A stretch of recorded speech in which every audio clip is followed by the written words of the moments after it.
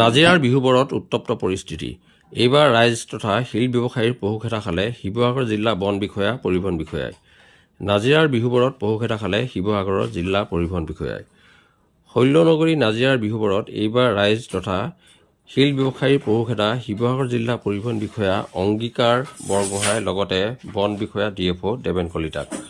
দৈনিক শৈলনগৰী বিহুবৰৰ পৰা সৰবৰাহ হয় হাজাৰ হাজাৰ শিলভৰ্তি ডাম্পাৰৰ লগতে ট্ৰাক। কিন্তু বিহু পূজা আহিলেই শিৱসাগৰ জিলা পৰিবহণ বিষয়া বন বিভাগে মিত্ৰিয়ালি কৰি যিকোনো আছিলাৰে এইসমূহ শিলভৰ্তি ডাম্পাৰ ট্ৰাকৰ পৰা ধন সংগ্ৰহ কৰিবলৈ নামি পৰে। আজি ৰাইজ তথা শিল ব্যৱসায়ীৰ ৰোষত পৰে শিৱসাগৰ জিলা পৰিবহণ বিষয়া অংগীকাৰ বৰগোহাঁইৰ লগতে বন বিষয়া DFO দেৱেন কলিতা। নথিপত্ৰ পৰীক্ষা কৰাক লৈ শিল ব্যৱসায়ী তথা ৰাইজেৰে সংঘাত হয় পৰিবহণ বিষয়াগৰাকী অংগীকাৰ বৰগোহাঁইৰ সৈতে। ঘটনাস্থলী উপস্থিত আছিল শিৱসাগৰ জিলা বন বিষয়া দেৱেন কলিতা।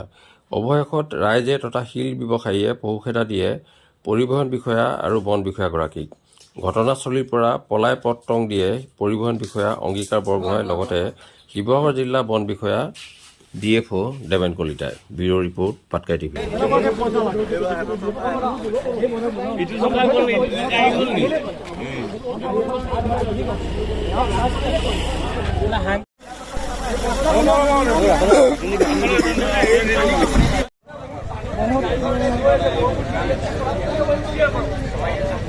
ওয়েট কৰিবলৈ ক্লিয়াৰ কৰক আপোনালোক পৰিবহণ বিভাগৰ